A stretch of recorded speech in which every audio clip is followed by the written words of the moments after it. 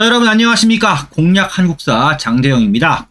자, 이번 시간에 배울 내용은 고대의 불상과 조각을 중심으로 나머지 예술 분야를 총정리해 보겠습니다. 자, 가장 먼저 나오는 것, 그리고 출제 빈도가 가장 높은 것은 여기 있는 불상입니다. 여러분 보시면 화면에 제가 정리한 내용이 나오는데요. 어떤 나라가 뭐 만들었느냐를 제일 많이 물어요. 이건 출제 빈도가 높기 때문에 여러분 어쩔 수 없이 외울 수밖에 없습니다. 자, 그래서 보시면 고구려는 연가 7년명 금동률의 입상입니다. 백제는 서산 마의 삼존불인데요. 마예라는 건 뭡니까? 평면에 도들새김했다는 게 마예불이고요. 그래서 부처가 셋이 있어서 삼존불입니다. 근데 마예 삼존불은 전국에 있어요. 정말 많이 만든 형태의 불상인데요. 그래서 서산 지방에 있는 마예 삼존불이 백제의 불상이에요. 이게 출제 빈도가 여러분 영리한 분 아시겠지만 출제 빈도가 높지 않습니다. 서산이란 지명을 딱 보면 어떤 거야? 마의 삼존불만 나올 수는 없고요. 서산이 꼭 포함돼야 되기 때문에 서산 지방의 마의 삼존불 여기 어디야? 충청도니까 백제죠. 쉽게 풀이할 수 있습니다. 신라의 경우입니까? 경주 지방의 베리는 동네 이름이에요. 금승리 무슨 리 할 때 베리예요. 그래서 경주 베리 석불 입상입니다. 이건 뭡니까? 시험에 낼 때 그냥 신라예요.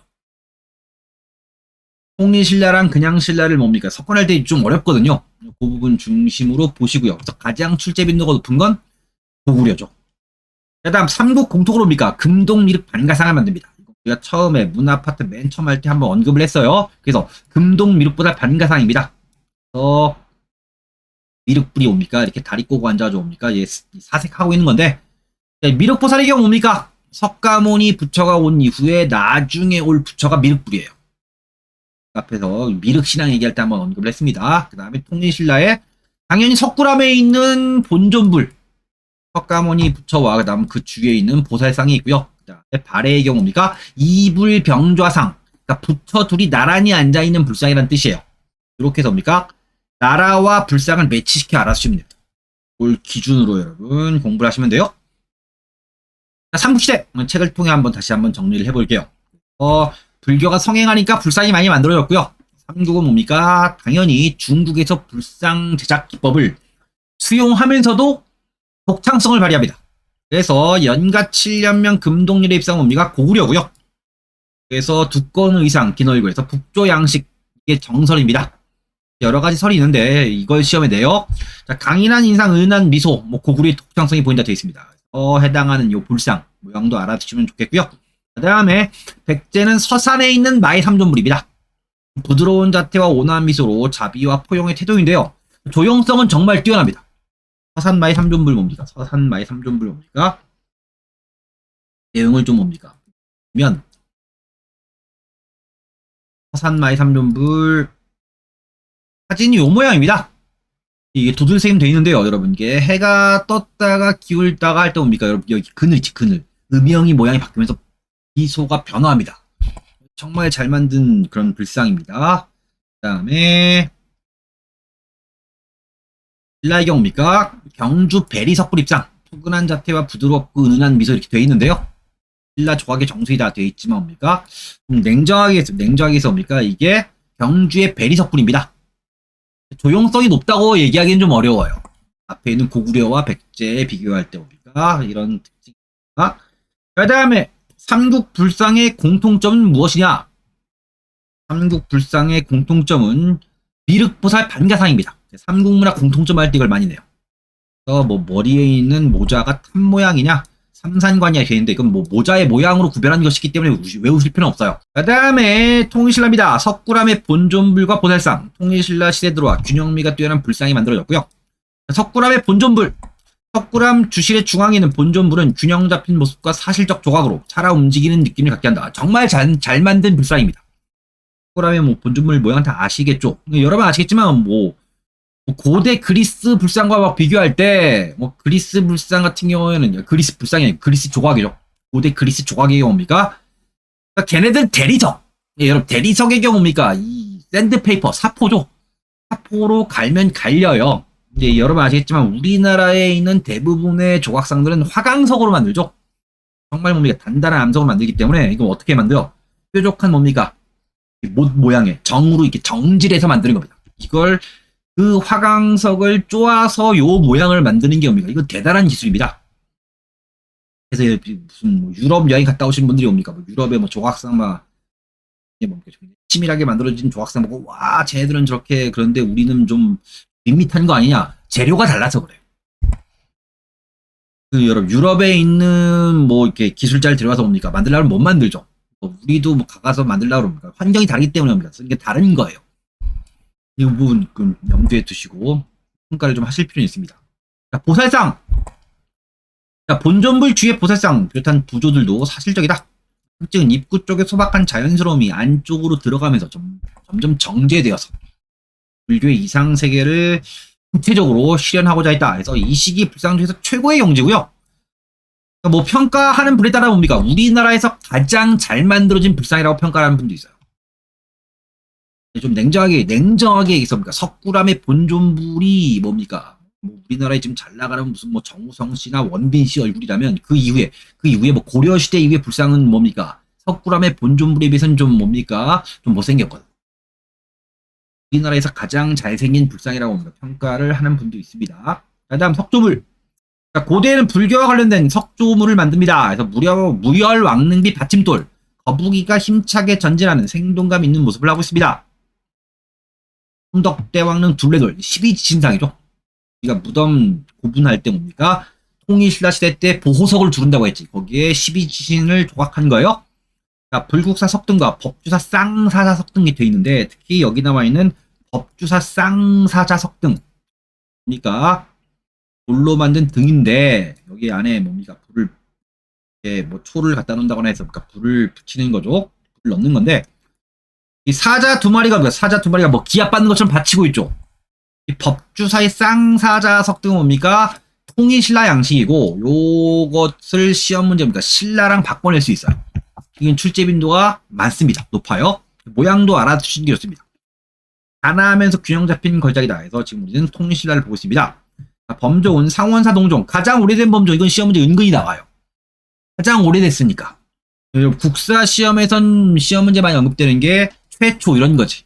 그 다음에 성덕대왕 신종 에밀레종입니다. 이걸 바꿔내는 거지. 성덕대왕 신종이 가장 오래된 종이다 하면 아니죠. 구별해서 알아두시고요. 크고 웅장하면서 맑고 장중한 소리 천상의 세계를 나타내 보이고 있는 정편 비천상이 있습니다. 그러니까 성덕대왕의 아들 경덕왕 때 만든 거예요. 771년이니까 뭡니까? 뭐 1300년 뭐 정도 된 거죠. 1300년 동안 뭡니까? 때린 거지. 때렸는데 이게 버티고 있는 거예요. 이게 정말 잘 만든 종입니다. 그래서 뭐 여러 가지 이야기가 있는데 뭐 무슨 뭐 그때 뭐 무슨 얼라를 집어넣었다는 뭐 이런 식의 이야기가 있는데 뭐 나중에 뭐 이렇게 과학적으로 분석해 보면 사람의 성분을 넣기에는 좀 무리다 이런 얘기들이 있습니다. 자, 다음에 발해입니다. 자, 불교가 정리됩니다. 이 귀족, 이 지배층이 불교를 많이 믿었고요. 고구려 양식입니다. 대표적 불상은 뭡니까? 상경과 동경의 절터에서 발굴된 흙을 부어 만든 불상이 있고요. 그 다음에 부처 둘이 나란히 앉아있는 불상에서 두 부처 둘이 나란히 앉아있다고 해서 이불병좌상이라 한자로 되어 있죠. 이불병좌상. 자기입니다. 도자기예요.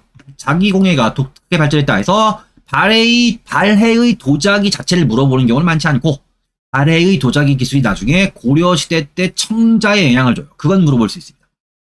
자, 가볍고 광택이 있다. 종류나 크기, 모양, 색깔 등이 다양했다. 당나라 사람도 우수함을 인정해서 수입해갔다고 한다. 조각은 궁궐터에 발견되는 유물을 통해 뭐 알 수 있다고 하고요. 그 다음에 벽돌과 기와무늬. 발해의 벽돌과 기와무늬는 고구려의 영향이다.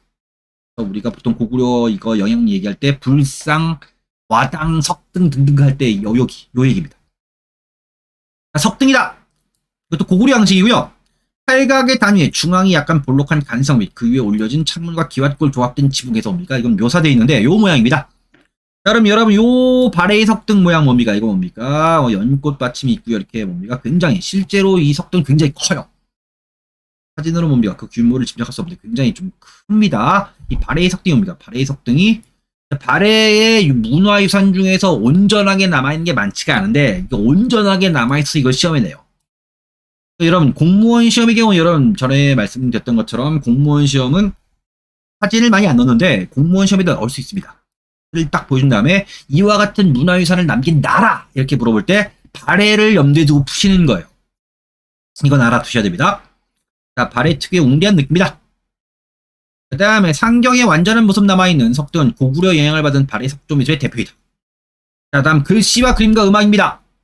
자, 서예입니다. 자, 삼국시대, 남북국시대 한문을 사용함에 따라 서예, 글씨를 쓰는 거죠. 붓글씨를 쓰는, 예쁘게 쓰는 법이 서예인데요.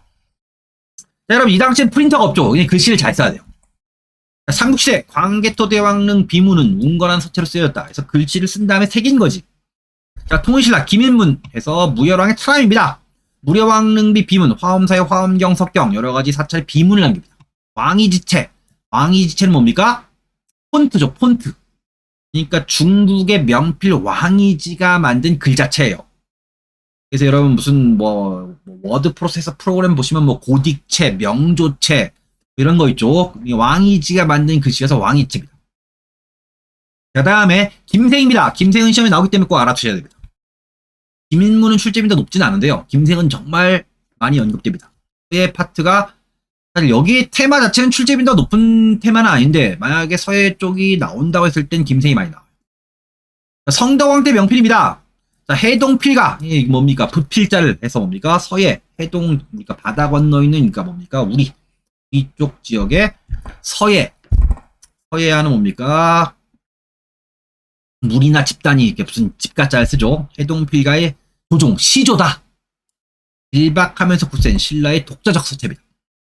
자, 뒷잡임은 그의 글씨를 본 원화첩. 그래서 뭡니까? 명필들의 경우 뭡니까? 자기의 글씨를 써서 뭡니까? 책으로 남겨놓는 경우가 있는데, 이건 없어요. 근데 고려시대 그의 글씨를 모아서 새긴 직잡임문입니다. 이건 지금 남아있어요. 보시면 이게 김세희 글씨가 지금 남아있는 이겁니다. 글씨를 예쁘게 잘 썼죠.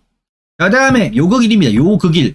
정문왕 때의 명필로 구양순체로 유명했다. 근데 여기서 중요한 건 뭐냐? 요극일 자체가 중요한 건 아니고요. 이건 출제비도 높지 않은데 뭡니까? 어떤 거야? 구양순체는 중요해요. 그래서 통일신라. 통일신라에서 뭡니까? 고려시대 전기까지 뭡니까? 구양순체. 이건 시험에 나옵니다.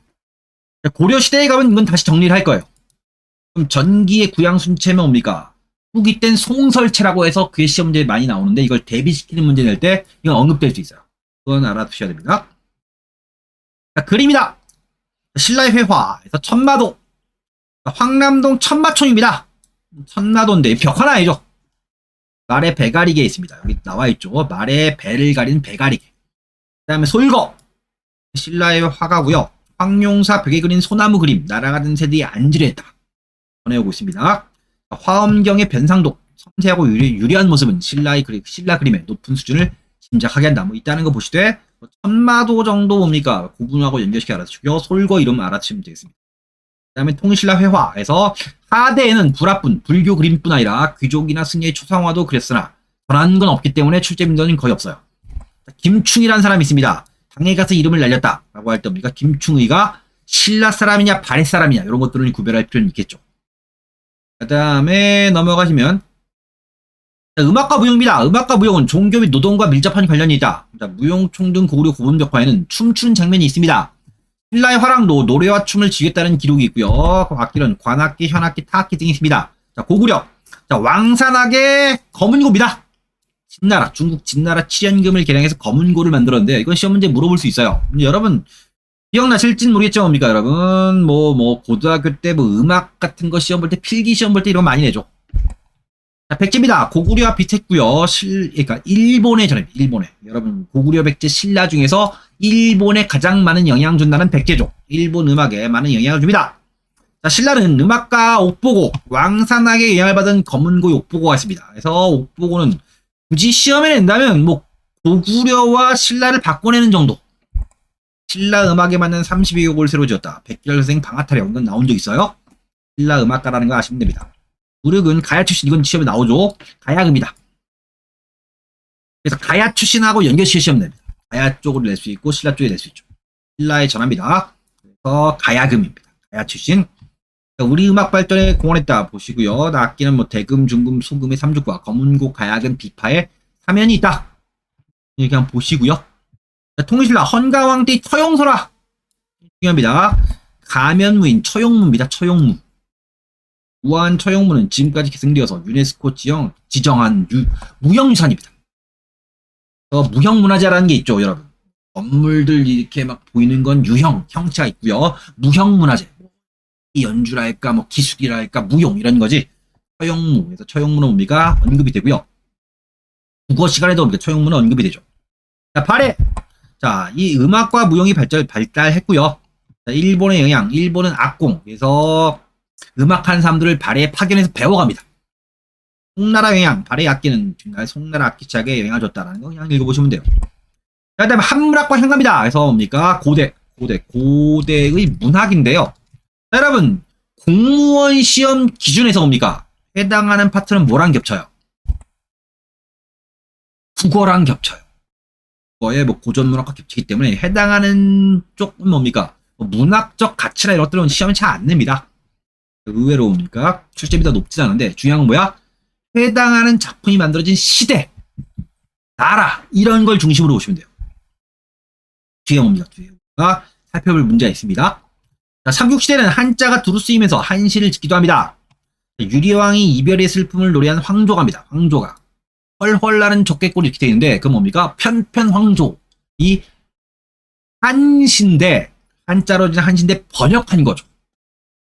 우리말로 번역한 거예요. 자, 다음에 을지문덕이 수의 장수에게 보낸 오원시 역시 원래 한시입니다.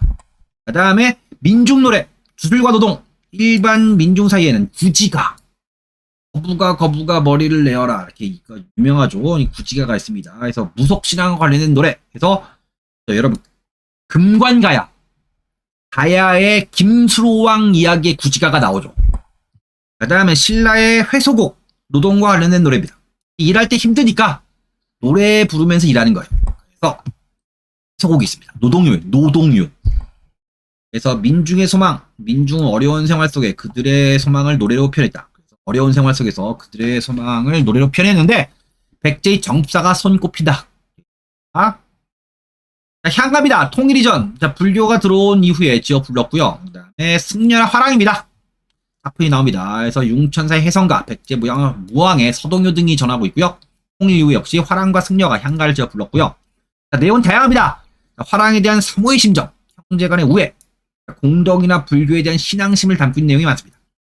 자, 현실 비판, 삼국 통일을 이룰 때 이상이 무너지고 지배층이 저지른 횡포를 비판하는 경우까지 있었고요. 그 다음에 향가집은 9세기 진성여왕 때 그래서 향가를 대구 화상과 각간 위용이 3대목을 편찬합니다. 이것도 국어 시간에 배우죠.